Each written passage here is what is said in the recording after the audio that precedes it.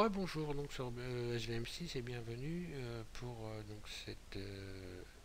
ce cinquième tutoriel qui concerne l'animation et la création d'une vidéo avec Blender 3D, donc ce cinquième et dernier tutoriel où je vais vous expliquer comment vous allez pouvoir enregistrer votre vidéo. Si vous avez suivi sur la playlist de SVM6 l'ensemble des tutoriels, vous devriez avoir cette scène où on a vu comment animer une caméra, animer un objet et donc mettre une scène en place. On va voir maintenant comment réaliser notre film, comment l'éditer. Donc vous allez passer ici dans ce tableau, cliquer sur l'appareil photo, le petit appareil photo, et on va voir ici que pour déclencher votre animation, vous allez devoir cliquer ici. Alors je ne vais pas le faire maintenant puisque avant on va avoir des réglages à faire. Il faudra cliquer ici pour déclencher votre animation. Ça va enclencher l'enregistrement. Ici ensuite dans ce tableau vous allez avoir, comme je l'ai dit précédemment, la possibilité de modifier la résolution de votre vidéo. À savoir que moi je l'ai mis en 1920 par 1080 pixels. Je suis donc en haute résolution. Et ici vous avez le pourcentage de résolution que vous voulez obtenir par rapport à ce que vous avez sélectionné ici. Si je mets 50%, évidemment j'aurai 50% de ce que j'ai sélectionné au-dessus. Tout simplement, j'aurai pas. Si je veux avoir, donc j'aurai la moitié de ça. Et si je veux avoir la totalité, je vais me mettre à 100%. Quand vous allez vous mettre à 100%, vous aurez un temps de rendu évidemment qui sera plus le même. Suivant l'ordinateur que vous avez, moi je vais vous faire un temps de rendu par exemple de cette vidéo pour que vous puissiez voir. Vous allez comprendre. Je vais me mettre déjà ici à 50% de rendu de ma vidéo.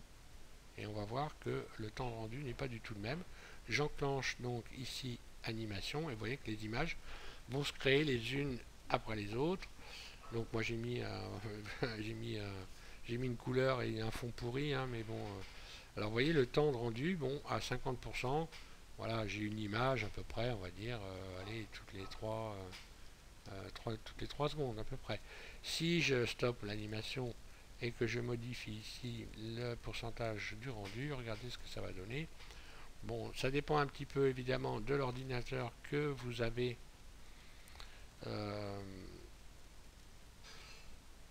Tiens, pourquoi il ne me l'a pas pris en compte? Je vais stopper. Ah oui, je ne l'ai pas stoppé là. Donc j'arrête le rendu, je me remets à 100% et là, voilà ce que ça va donner à 100%. Vous voyez que le temps de rendu, alors ça dépend, comme je vous disais, de la puissance de votre ordinateur. Si vous avez un ordinateur aussi pourri que le mien, je ne vous le souhaite pas, voilà ce que ça donne. On n'est plus de 3 secondes, mais on va passer carrément à 5, 6, 7, 8 ou 10 secondes par image, suivant la complexité des images et suivant la complexité surtout des couleurs dans l'image. Plus vous allez avoir de couleurs, évidemment, plus il va falloir être patient. Mais bon, en règle générale, sachez quand même que même avec un ordinateur puissant, je coupe ici l'animation, même avec un ordinateur puissant, on a quand même des temps de rendu qui sont conséquents. Ici, vous allez pouvoir, dans cette fenêtre, sélectionner le nombre d'images par seconde que vous voulez obtenir. Alors, le nombre d'images par seconde, ça va dépendre un petit peu. Bon, en moyenne, il faut dire, on se situe dans les 24, 25 et 29, 97. Maintenant, si vous devez faire par exemple défiler du texte sur votre écran, pour éviter d'avoir un texte qui fait ça, voyez, imaginez que j'ai mon texte, vous allez augmenter le nombre d'images parce que sinon vous allez avoir des sauts d'images dans les textes ou les éléments qui ont tendance à tourner, à bouger dans l'écran lentement. Vous allez pouvoir augmenter. Ici, moi, quand je fais du texte, je le mets à 60 pour éviter d'avoir des sursauts dans mon texte. Faut savoir ça. En moyenne, on utilise 25 images par seconde. Ensuite, on va passer donc, vous allez pouvoir descendre dans ce tableau. On va passer donc à l'enregistrement de votre vidéo, l'endroit donc où vous voulez qu'atterrisse votre vidéo. Vous cliquez ici sur la petite icône de dossier. Donc moi, vous mettez ici donc le nom de votre vidéo, je mets n'importe quoi, moi, DDD. Et l'endroit ici, vous allez pouvoir sélectionner l'endroit où vous voulez qu'atterrisse votre vidéo. Bon, moi je l'ai mis sur le bureau. Sur le bureau, j'ai mis donc un nouveau dossier, donc je vais mettre ma vidéo dans mon nouveau dossier. Vous faites un clic gauche ici, accepter, et donc là, vous avez programmé l'endroit où va atterrir votre vidéo. Ensuite, on va voir ici dans cette fenêtre que vous allez pouvoir sélectionner le type de format de vidéo que vous voulez avoir. Je vais commencer par ici les images. Vous pouvez créer une vidéo entièrement en images détaillées une par une.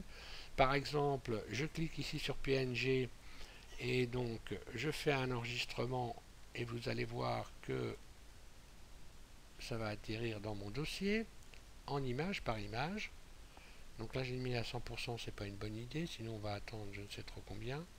Là je vais la remettre à 50, je stoppe la vidéo, je remets ici à 50. Voilà, je tape directement 50. Vous pouvez aussi taper ici avec votre pavé numérique. Hein. J'enclenche l'animation et on va voir ici que sur le dossier que j'ai mis en place, les images vont arriver. Voyez, les images arrivent les unes après les autres. Là j'ai la première, j'ai la deuxième. Alors, je vais vous expliquer à quoi ça sert d'avoir de se servir de ce type de rendu. Simplement, ça va vous permettre de créer des effets spéciaux. C'est-à-dire que ici, je vais stopper l'animation. Ici, si je clique sur RGBA, pour avoir une image sans fond, donc je vais retirer le fond, ce qui va me permettre d'avoir uniquement l'objet que j'ai filmé et de pouvoir le superposer à d'autres vidéos. Ici, je clique sur RGBA, puis ensuite, je vais aller donc dans ombrage. Où est mon petit tableau ombrage? Où est passé ombrage? Ah oui, j'ai pas sélectionné. Oui, donc il faut sélectionner PNG. Hein, d'accord, vous sélectionnez PNG. Ici RGBA et là vous allez aller dans ombrage, sélectionner ciel ici. Voilà, ombrage. Et ici vous allez à la place de ciel, vous allez sélectionner transparent. Ce qui fait que quand je fais un rendu d'image, regardez ce qui se passe, je vais avoir donc des images sans fond. Donc ces images sans fond, évidemment, en me servant d'un logiciel de montage vidéo ou alors de la table de montage vidéo de Blender, puisque Blender a une table d'édition vidéo hein, qui se situe ici. Quand vous allez dans l'icône, vous allez dans Vidéo Editing et vous avez ici une table de montage vidéo. Vous pouvez vous servir soit de celle-là, soit d'une autre si vous en avez une. Donc je retourne dans mon mode défaut et donc vous allez pouvoir donc, créer des effets spéciaux et juxtaposer des images les unes au-dessus des autres puisqu'elles n'ont pas de fond et puis créer des fonds par la suite.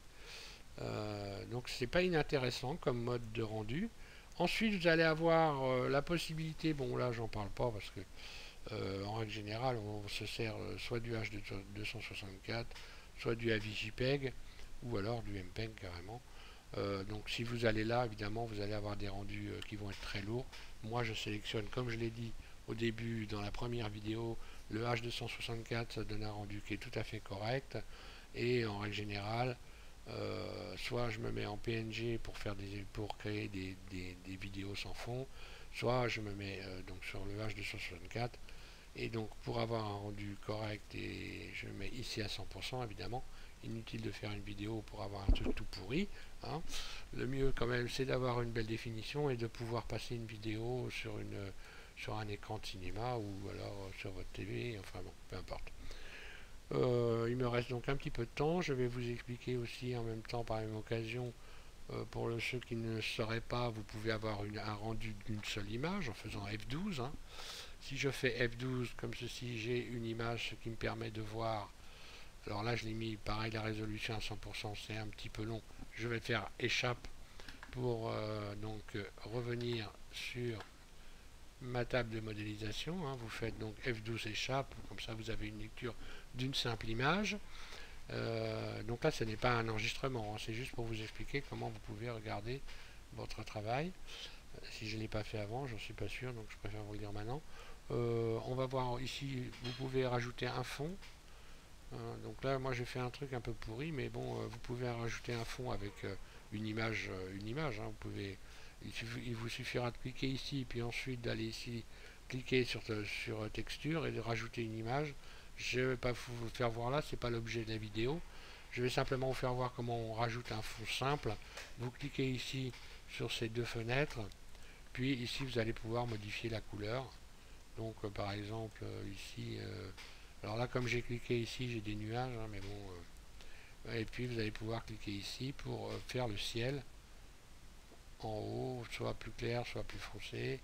Il faut aller vous amuser là dans ce tableau là. Je désélectionne ça parce que là j'ai le ciel en bas et en haut. Là je l'ai que en haut. Si je clique ici, regardez le bleu, je l'ai en haut, en bas.